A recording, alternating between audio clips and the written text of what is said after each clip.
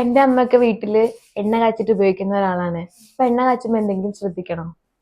നമ്മൾ വീട്ടിൽ എണ്ണ കാച്ചുമ്പോൾ പ്രധാനമായിട്ട് രണ്ട് കാര്യങ്ങൾ ശ്രദ്ധിക്കണം. അപ്പം നമ്മൾ ആഡ് ചെയ്യുന്ന ഇൻഗ്രീഡിയൻസ് അനുസരിച്ച് എണ്ണ രണ്ട് ടൈപ്പ് ഉണ്ട്. തലയ്ക്ക് ചൂട് നൽകുന്ന എണ്ണകളും തലയ്ക്ക് തണുപ്പ് നൽകുന്ന എണ്ണകളും ഉണ്ട്.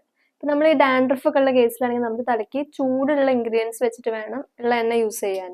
ഇപ്പോൾ ദുർദൂര പത്രാതി വെളിച്ചെണ്ണയൊക്കെ. അപ്പം അത് പക്ഷേ എന്താണെന്ന് വെച്ചാൽ അങ്ങനത്തെ എണ്ണകൾ യൂസ് ചെയ്യുമ്പോൾ ഒരു ലിമിറ്റഡ് പീരീഡ് ഓഫ് ടൈമിൽ ആ അസുഖം മാറി ഇപ്പം ഡാൻഡ്രഫ് മാറുകയാണെങ്കിൽ അപ്പം നമ്മളത് സ്റ്റോപ്പ് ചെയ്യണം. എന്നിട്ട് തനിക്ക് തണുപ്പ് നൽകുന്ന എണ്ണകൾ വേണം യൂസ് ചെയ്യാൻ. അതാണ് നമുക്ക് തലയ്ക്ക് ഹെയർ ഗ്രോത്ത് പ്രൊമോട്ട് ചെയ്യുന്ന എണ്ണകൾ. ഇപ്പൊ നമ്മൾ വീട്ടിൽ എണ്ണ കാച്ചുമ്പോഴും ഇങ്ങനത്തെ തണുപ്പുള്ള ഇൻഗ്രീഡിയൻസ് വെച്ചിട്ട് വേണം എണ്ണ കാച്ചാൻ. അതായത് പച്ചനെല്ലിക്കയോ അതുപോലെ കറ്റാർവാഴയോ കറിവേപ്പിലൊക്കെ ഇട്ടിട്ട് കാച്ചാം. ഇപ്പൊ തലയ്ക്ക് നീരിറക്ക ഇഷ്യൂസ് ഉള്ളവരാണെങ്കിൽ ഇങ്ങനെ കാച്ചുമ്പോൾ നമുക്ക് വേണമെങ്കിൽ കുരുമുളക് വെച്ച് കാച്ചുകയാണെങ്കിൽ നമുക്ക് ആ നീരിറക്കത്തിന്റെ ഇഷ്യൂസ് ഒഴിവാക്കാം.